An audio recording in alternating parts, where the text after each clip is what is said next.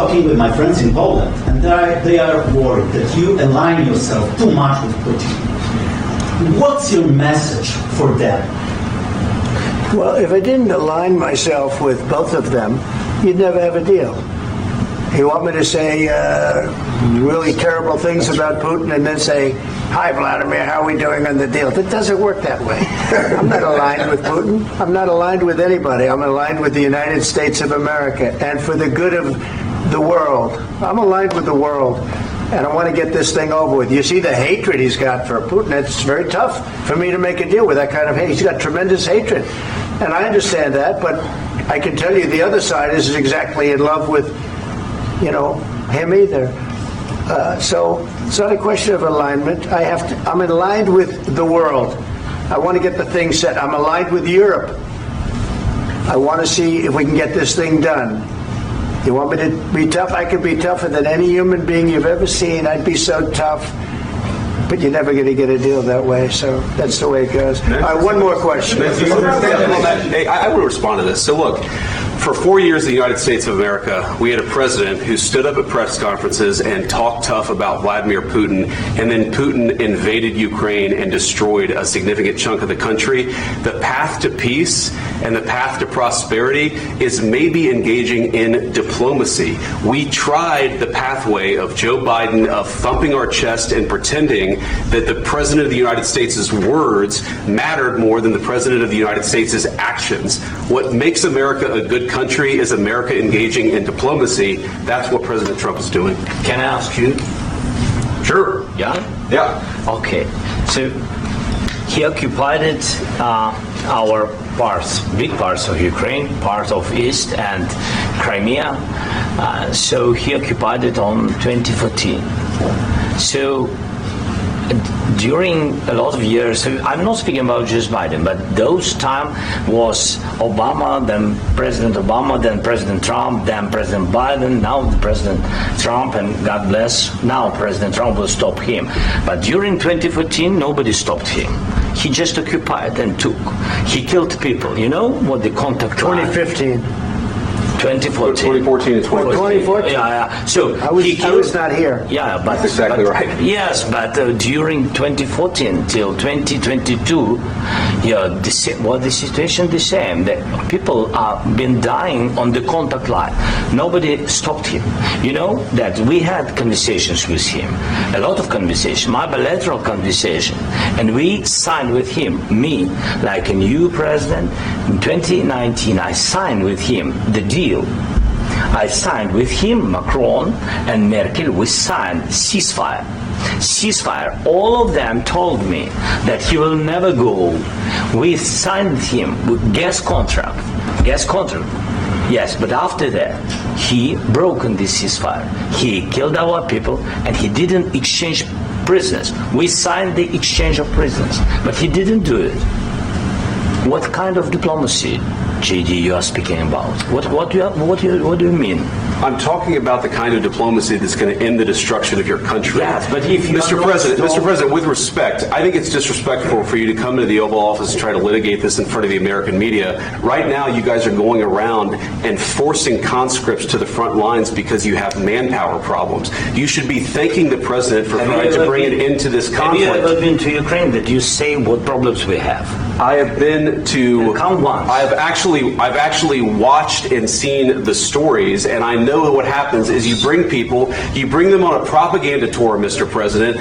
Do you disagree that you've had problems bringing people into your military? And do you think that it's respectful to come to the Oval Office of the United States of America and attack the administration that is trying to prevent the destruction of your country? A lot of questions. Let's start from the beginning. Sure. First of all, during the war, everybody has problems.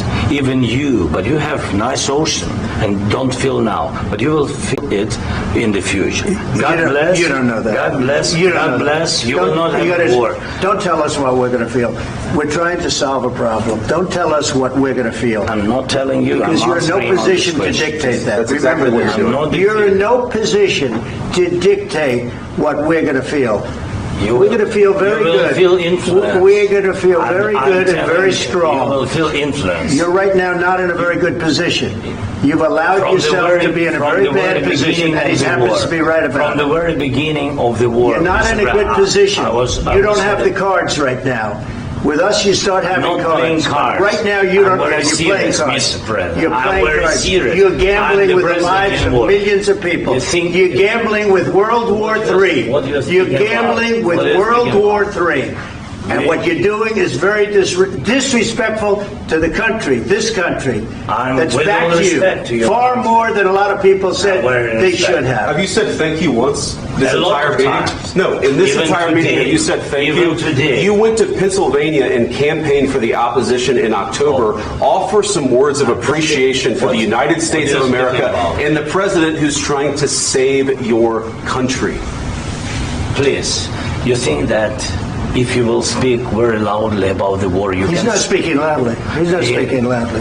Your country's in big trouble. Can I Wait a answer? minute. No. You've done a lot of talking.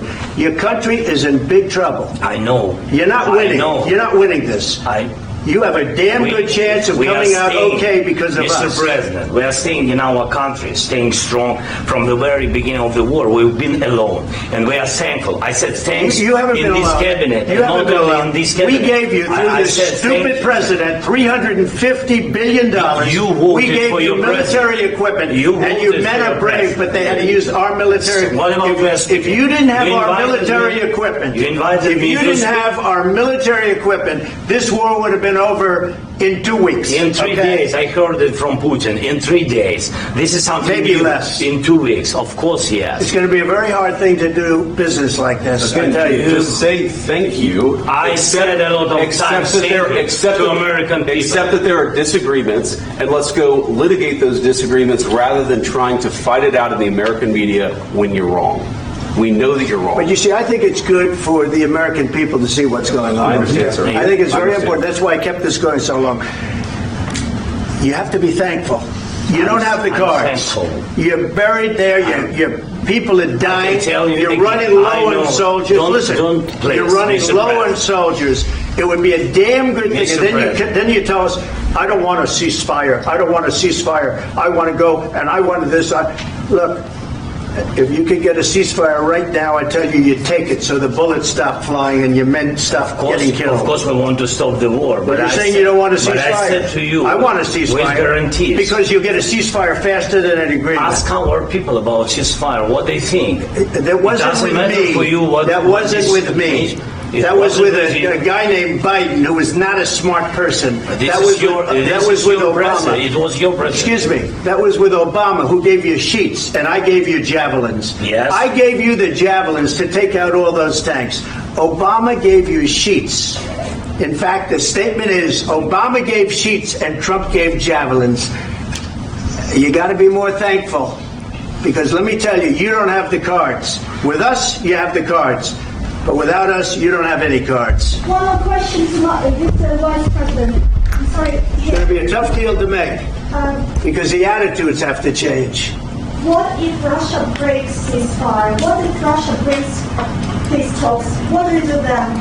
I understand that it's a heated conversation right now. What are you saying? She's asking, what if Russia breaks the ceasefire? Well, what if anything? What if a bomb drops on your head right now? Okay? What if they broke it? I don't know. They broke it with Biden, because Biden, they didn't respect him. They didn't respect Obama. They respect me. Let me tell you, Putin went through a hell of a lot with me. He went through a phony witch hunt where they used him and Russia. Russia. You ever hear of that deal? That was a phony Hunter Biden, Joe Biden scam. Hillary Clinton, Shifty Adam Schiff. It was a Democrat scam. And he had to go through that. And he did go through it. We didn't end up in a war. And he went through it. He was accused of all that stuff. He had nothing to do with it. It came out of Hunter Biden's bathroom. It came out of Hunter Biden's bedroom. It was disgusting. And then they said, the laptop from hell was made by Russia. The 51 agents. The whole thing was a scam. And he had to put up with that. He was being accused of all that stuff. All I can say is this. He might have broken deals with Obama and Bush and he might have broken them with Biden. He did, maybe. Maybe he didn't. I don't know what happened. But he didn't break them with me. He wants to make a deal. I don't know if you can make a deal. The problem is I've empowered you to be a tough guy. And I don't think you'd be a tough guy without the United States. And your people are very brave. But you're either going to make a deal or we're out. And if we're out, you'll fight it out. I don't think it's going to be pretty, but you'll fight it out. But you don't have the cards. But once we sign that deal, you're in a much better position. But you're not acting at all thankful. And that's not a nice thing. I'll be honest, that's not a nice thing. All right, I think we've seen enough. What do you think? What's this negotiation? This is going to be great television, I will say that. All right. We'll see what we can do about putting it together. Thanks.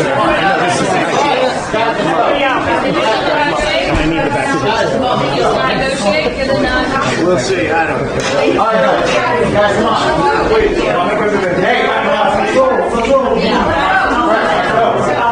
Guys, come on. Let's move.